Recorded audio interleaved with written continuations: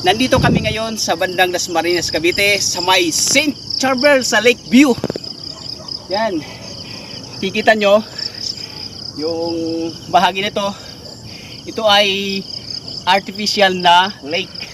Talagang malawak to. Paikot. Yan. Pinakakalabaws nila. Ito. Pupunta rito. Hindi pa ito inumpisahan para maging pagtayuan pala ng mga bahay, na ayos pa lang yung mga amenities. Dito pa lang sa Lake View, napakaganda. Paano kaya tayo makakarating doon? Bahagi na yon. Saka mayroon silang tower. Yan o. Ayan siya, yan yung mapa. Diba? Ito tayo. Ay, ito tayo. Kita nyo, di ba? Ang ganda. Ginagawa pa lang. Ayan yung tower. Ginagawa pa lang, di pa tapos. Mayroon pang mga tukod. Kaya maganda dito. Yan o, kalawak ng... Alayo! Yan o. Napakaganda. Dito tayo ngayon sa ibabaw, tanong natin yung baba at kausap natin yung isang security guard dito na nagbabantay. Magpapakain doon siya mamaya ng mga isda dyan sa lake. Grabe, ang ginawa dito sa artificial lake, talaga pinupay nila.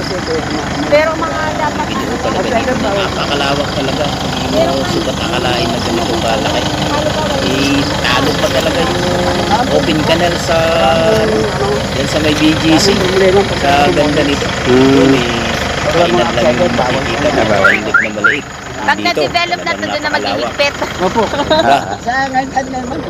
Naghihigpit na. Sa bagay, nung last na punta namin, may mga tricycle sa motor pang dumadaan eh.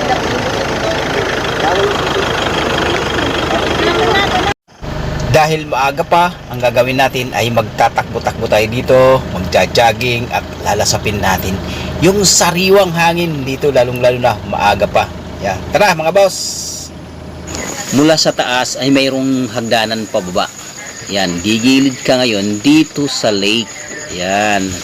Tsaka yung mayroon ditong pathway na pwede kang maglakad, magtakbo-takbo, mag-jogging. Ayan, numpisa na natin.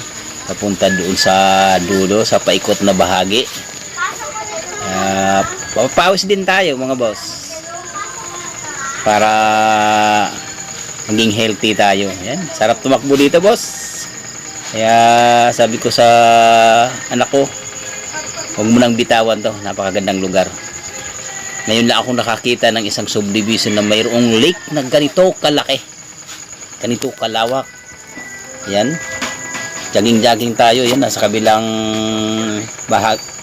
bahagi tayo ng lake. Kaya yung nagkukuha sa atin ng video ay nasa kabila din, kaya malayo din. Dito naman ay mayroong paakyat. Yan, nakit ka dito para pagdating mo sa ibabaw ay makikita mo yung kabuuan ng lake at saka yung ano ng subdivision. Yan.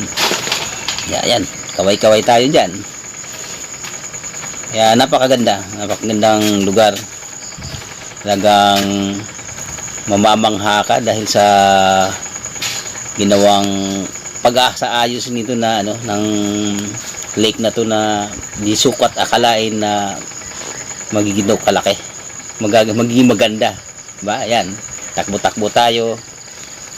Yan, exercise na rin para maganda yung ating pakiramdam. Yan, si Da Junior tumatakbo. Ayan, nagubad na. Nagpakita pa ng muscle.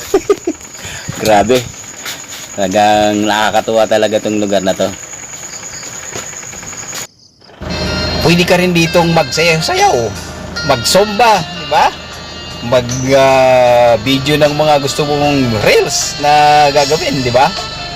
Di ba? Ang ganda.